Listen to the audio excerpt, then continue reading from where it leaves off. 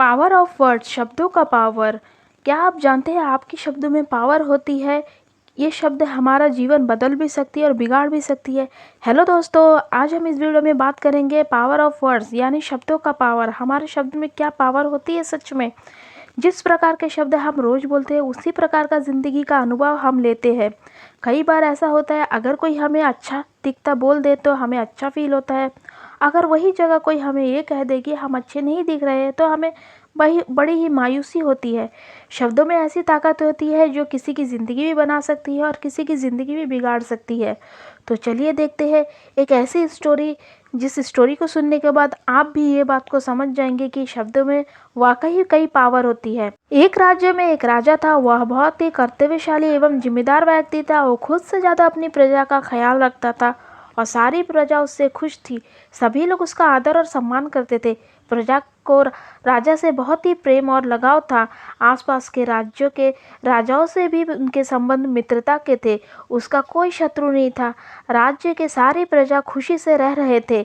लेकिन एक दिन इनकी खुशियों को किसी की नज़र लग जाती। राज्य का राजपुरोहित राजा के पास भागा चला आता है और कहने लगता है कि राजा, मुझे आपसे बहुत ही महत्वपूर्ण बात करनी है, वो भी अकेले में। राजा बड़ा ही आश्चर्य रह जाता है। वह सोचने लगता है, ऐसी कौन सी बात है जो पुरोहित मुझसे अकेले में करना चाहता है। राजा मान जाता और दोनों बात करने के लिए राज्य के कक्ष में जाते हैं।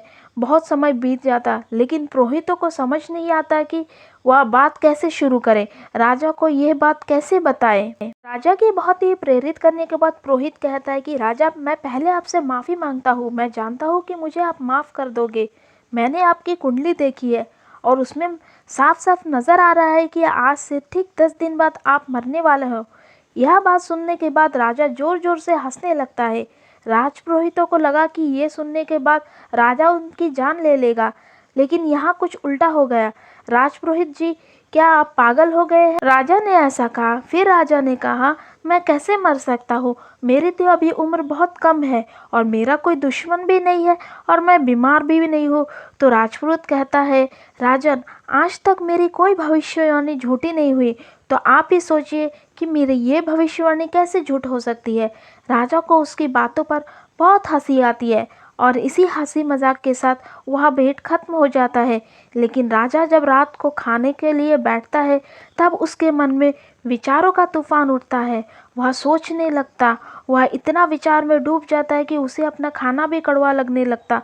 वह सोचने लगता, राजपुरोहितों का भविष्यवाणी आज तक गलत नहीं हुई तो आज कैसे गलत हो सकती। यह सोचकर उसका मन बेचैन हो उठा। उसका शरीर कांपने लगा। इतने में रानी वहां आई। उसने देखा राजा का तबीयत खराब हो रही है तो उसने मंत्री जी को बुलवाया और वैद्य को बुलाया।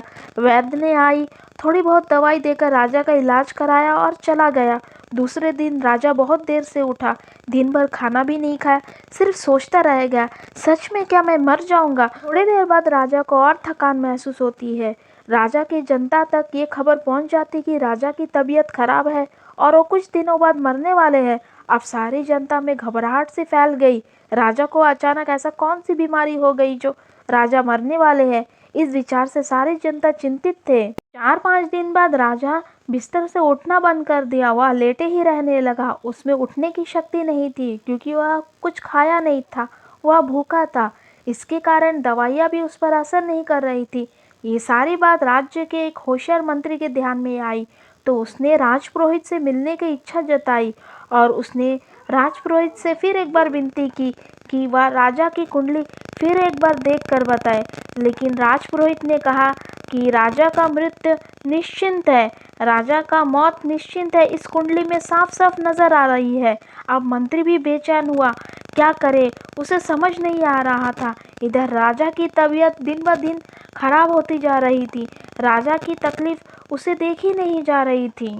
अब 10वां दिन आ गया था। राज्य की सारी जनता राजमहल के बाहर आकर बैठ गए थे। अब राजा भी अपने राज्य की जनता के आखिरी बार मिलना चाहता था। अपना आखिरी दर्शन अपनी जनता को देना चाहता था। राजा को राजमहल से बाहर लाया गया। हर एक व्यक्ति आकर राजा का दर्शन लिया। पूरा राज्य रो रहा था। पूरे राज्य में उदासी छाई हुई थी। तभी मंत्री ने कुछ विचार किया। उसने आदेश दिया कि राजपुरोहित को भी राजा के अंतिम दर्शन के लिए बुलाया जाए। मंत्री के आदेश के अनुसार सेवक जाकर राजपुरोहित को लेकर आए।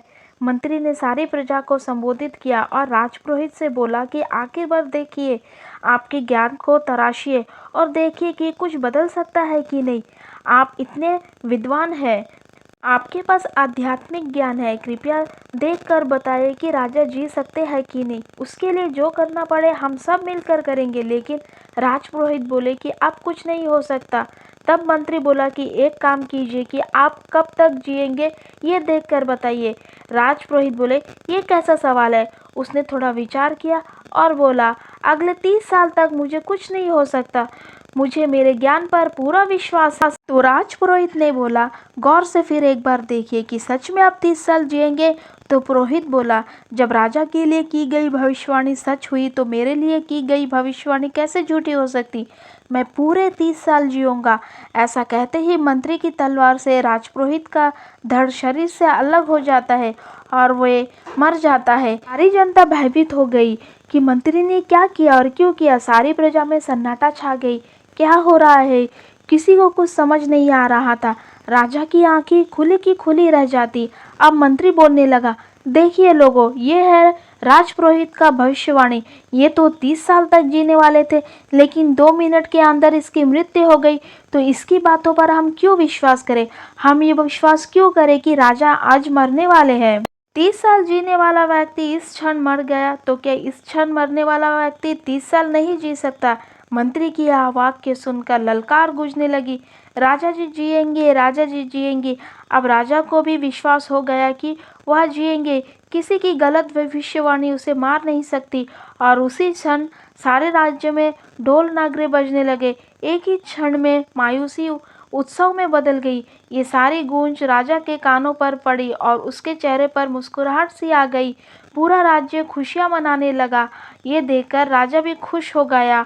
उसने इस खुशी से पेट भर खाना खाया। अब राजा को भी अपनी सेहत में सुधार दिखने लगा और धीरे धीरे राजा बिल्कुल ठीक हो गया। दोस्तों देखिए, जब कोई आकर राजा से कहता है कि आप मरने वाले हो तो ठीक उसी तरह परिस्थिति हो जाती है। लेकिन जब राजा ये गुण सुनता है कि राजा जी जिएंगे तो उसे यह सच लगने लगता है और उसकी तबीयत ठीक होने लगती है। ये सब मंत्री की दिखाई हुई चालाकी थी, क्योंकि उसे शब्दों का ताकत मालूम था, इसलिए वो राजा की जान बचा सका। ये होती है शब्दों की ताकत। जो विचार मन में एक बार बस जाता है उसी विचार पर प्रक्रिया होकर हमारा जीवन बनता है।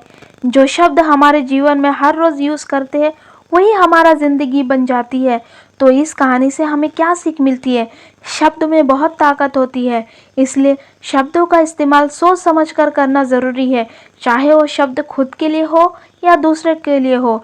यदि आप अपना जीवन बदलना चाहते हैं तो ये देखना बहुत ज़रूरी है कि जो शब्द हम इस्तेमाल करते हैं वो पॉजिटिव है या नहीं। जब हम डेली कन्वर्सेशन में पॉजिटिव शब्दों का इस्तेमाल करेंगे तो आउटकम भी पॉजिटिव आएंगे, ये निश्चिंत है। तो कैसी लगी आपको ये वीडियो ज़रूर बताइएगा और लाइक, सब्सक्राइब और शेयर करना ना भूलिएगा। Thank you.